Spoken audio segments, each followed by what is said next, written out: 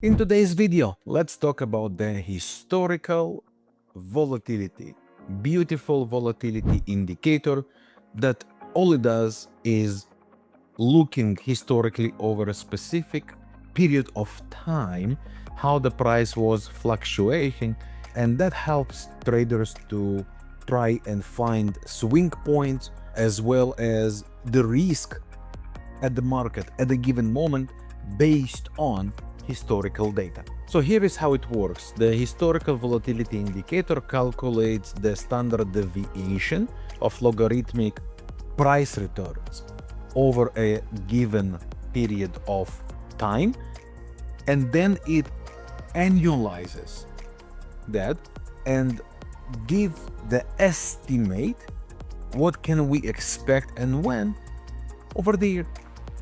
Okay, that's the calculation. So let's take a look how it works and how it helps us the traders, as well as where can we find it. So we go to the indicator sections, volatility, and you can find here the historical volatility with standard deviation of 2 and bar history of 262, and it makes all its calculation, applying the standard deviation on the historical data, and what we see here is beautiful volatility line.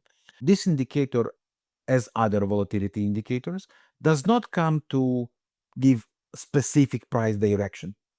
It does not come to give us buy or sell signals. It does help to understand what sort of market conditions we have. Are we in expanded market conditions in high volatility, or are we in a low volatility? Can we expect bigger swings, or can we expect smaller price ranges? So the way it works is basically the direction of the indicators.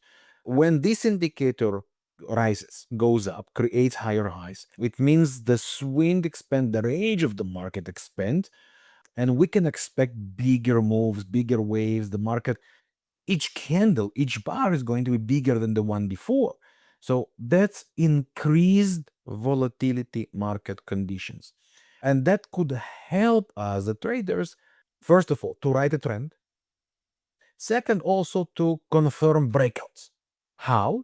When, for example, you are in trending condition and then the market breaks the highs and the volatility increases, it gives sort of a good indication that this volatility is there thanks to the buyers. The buyers are in control, and this trend could actually go and continue. On the other hand, when you see such conditions that at the end of the higher highs, higher lows, the volatility drops and drops and drops and gets smaller and smaller and smaller, it kind of hints that we will enter to or consolidation, ranging market, or even reversals in times. And when you see that in low volatility, that means the moves, the swings are going to be smaller than they were before. This indicator and the information providers also could help us to understand how big the protection should be. For example, let's say with the breakout, you are looking for buys here and you want to protect the recent low, right? The calculation is going to be that it's about 300 points. But when you do that in a smaller volatility, right? Like here, for example, and you would want to get into the buys, right? Your protection level is going to be significantly lower, about 170 pips. So this indicator also helps you to understand what kind of market conditions you have, how big your protection should be.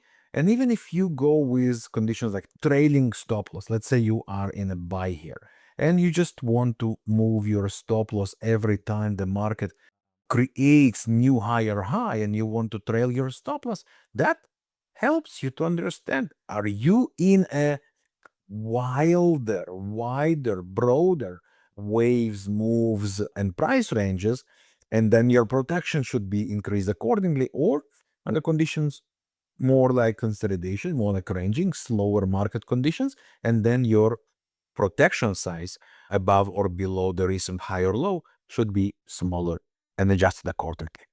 This indicator is beautifully combined with ADX indicator or moving average indicators, trend indicators to help the traders trade with the trend in high volatility market conditions.